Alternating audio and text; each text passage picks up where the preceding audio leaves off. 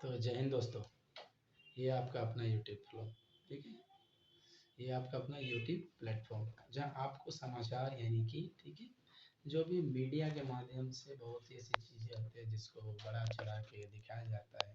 तो हम कोशिश कर रहे हैं कि हम लोग खुद एक पब्लिक ओपिनियन जैसी बातें करें जो आपको भी अच्छा लगे।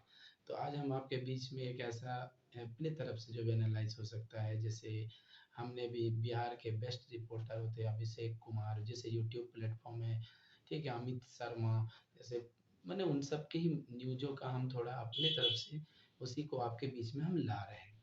तो जैसा कि हमारे केंद्रीय गृह मंत्री माननीय गृह मंत्री अमित शाह जी 2 दिवसीय सीमांचल के दौरे पर है। सीमांचल वही, ठीक है, बिहार का वह इलाका जो बंगाल से बॉर्डर से है और नेपाल बॉर्डर से भी सटा, ठीक है, आता है, ठीक है। तो ये किशनगंज का इलाका है फेमस। यानी सीमांचल में आपको 4 जिले मिलेंगे, ठीक है। 4 जिले में आपको मिलेगा अररिया, किशनगंज, ठीक है, पूर्णिया और कटिहार। अररिया, किशनगंज, पूर्णिया और कटिहार।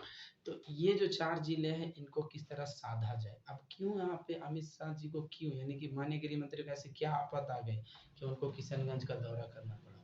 क्योंकि इससे पहले बिहार में 2019 के चुनाव में एनडीए का सरकार बना था, यानी कि आपको बीजेपी प्लस जदयू यानी कि बीजेपी भारतीय जनता पार्टी और ठीक है जनता दल यूनाइटेड की सरकार बनी थी और नीतीश कुमार उनके मुख्यमंत्री थे। लेकिन आरसीपी जब केंद्रीय मंत्री थे जो जदयू के क्या राष्ट्रीय अध्यक्ष थे, उन्होंने उन्हें कुछ बीजेपी ने ऐसा गुल खिलाया कि वो सारी जदयू को ले डूबने के कगार में थे। तो नीतीश कुमार को ये भनक लग गया अपने ही नेताओं से। अपने देखिए उतना बड़ा नेता है, लोहिया आंदोलन से, ठीक है। अब उस जमाने का नेता लालू जी के साथ वाला, अगर उनके साथ आप कुछ चीट चाट कीजिएगा तो पता तो चलिए जाएगा ना। पता चला, फिर बाद में उन्होंने क्या किया, बीजेपी से अपना रास्ता अलग करके उन्होंने महागठबंधन के रास्ते की ओर चला। क्योंकि आज अभी क्या है ना, देखिए, दो व्यक्ति एक देश चला रहे हैं और दो अरबपतियों को देश चलवा रहे हैं कि पता नहीं। ये तो भूल चुके हैं कि सत्ताहीन पार्टी, एक सत्ताहीन है, सत्ता में विराजमान पार्टी की देश 130 करोड़ जनता से चलती है। लोग महंगाई से तरसते हैं और अडानी जी अमीर में अमीर होते जा रहे हैं, ठीक है। दुनिया के दूसरे सबसे अमीर आदमी बन गए और देश में पेट्रोल डीजल सब महंगे है, गैस महंगा है। अब पता है उनका इनकम कहाँ से आता है। तो ये आप कमेंट में जरूर बताएं। और दूसरी बात जो था, हम लोग सीमांचल के बारे में बात करते हैं। तो हमको लगता है जैसा कि उनका रिपोर्ट है कि अमित शाह जी हो, माननीय प्रधानमंत्री मोदी जी हो, ये तो 24 घंटे काम करने वाले व्यक्तित्व है, लेकिन किस तरह के ना 24 घंटा काम करने वाले हैं, किस तरह के, ये राजनीतिक काम करने वाले हैं, इनका राजनीतिक करियर ही है, ठीक है। अब देखते हैं, तो अमित शाह जी जब सीमांचल के दौरा में, तो वहाँ पे 4 जिले हम बताएं, अररिया, किशनगंज, पूर्णिया, कटिहार। इन 4 जिलों में क्या हुआ था, बीजेपी का भी वर्चस्व बहुत अधिक है, जैसे पूर्णिया में। लेकिन उससे पहले सीमांचल के में क्या है कि मुस्लिम बहुसंख्यक है, उनमें इससे पिछला चुनाव में ओवैसी का अच्छा खासा जनाधार बना था, ठीक है, एमआईएम पार्टी का। उन्हीं के 5 विधायक भी थे, ठीक है। उनमें से एक 4 विधायक तभी राष्ट्रीय जनता दल आरजेडी में चले गए, एक विधायक बचा हुआ है अख्तरुल इमाम। तो इन सब के बाद क्या हुआ, क्योंकि अभी तो इंडिया में ट्रेंडिंग चला जैसे परिवार परिवारवाद, ठीक है, जो भी चलता है, लेकिन ऐसा नहीं है, यहाँ पे भी चला हुआ है खरीद फरोख्त। अब कौन सा खरीद फरोख्त होता है पता ही नहीं चलता है। हम जनता वोट देते हैं किसी एक जन आधार पे, एक विचारधारा पे, और हमारे चुने हुए प्रतिनिधि पे क्या जादू हो जाता है कि वो चले जाते हैं। जैसे कि गोवा में 19 विधायक में से 11 विधायक चले गए बीजेपी के पाले में। कर्नाटका में इसी तरह से सरकार में तांडव मचा था, टूट गई थी कांग्रेस और जनता दल सेकुलर की।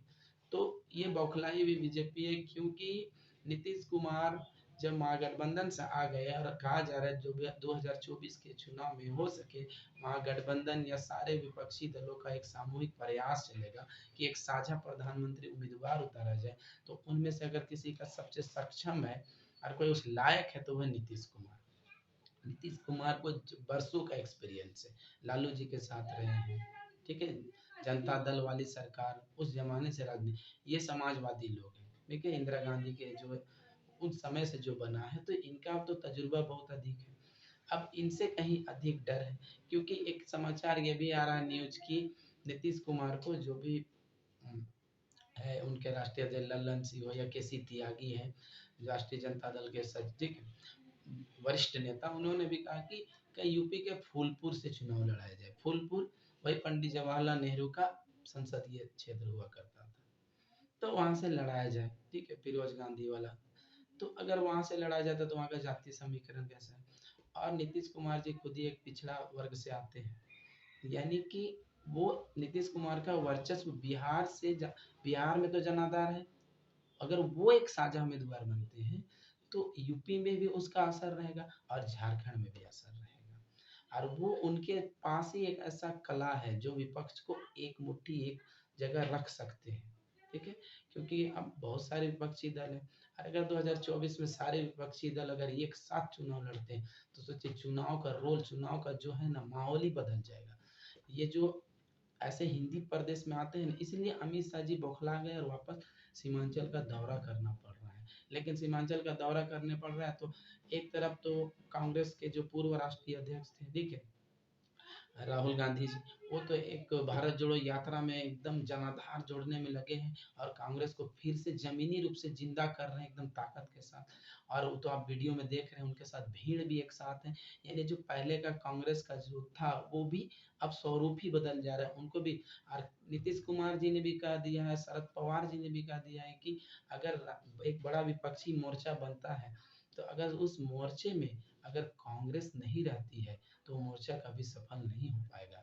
और रही बात एक और चीज, कांग्रेस आज जिस हालत में भी जो भी पार्टी है, लेकिन कांग्रेस का 250 प्लस सीटों में बीजेपी से सीधा टक्कर है। अगर आज आम आदमी पार्टी अगर कांग्रेस नया पार्टी बना है तो कितनों भी पैर पसार ले, लेकिन कांग्रेस पार्टी का जगह नहीं ले सकते।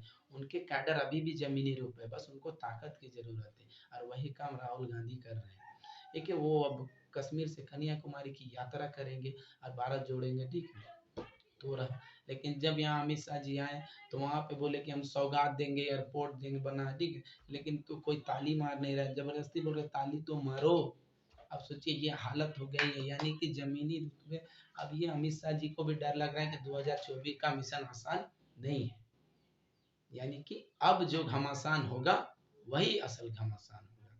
तो ये अभी बिहार अलग, क्योंकि ईडी सीडी सीबीआई इनको तो कह दिया गया है कि ये दामाद बाबू है, ये तेजस्वी यादव बोले उप मुख्यमंत्री बिहार।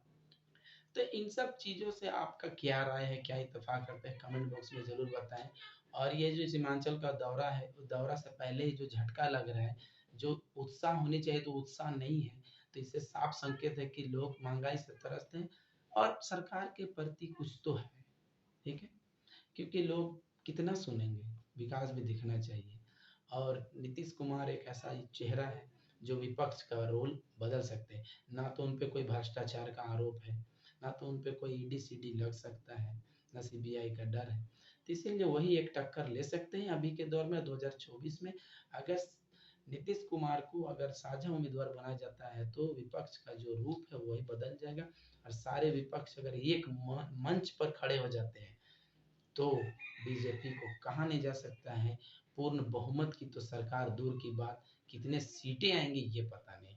तो अब 2024 के चुनाव पे क्या आपका मानना है, और अमित शाह जी का सीमांचल का दौरा पे आप क्या राय रखते हैं, कमेंट बॉक्स में जरूर करें।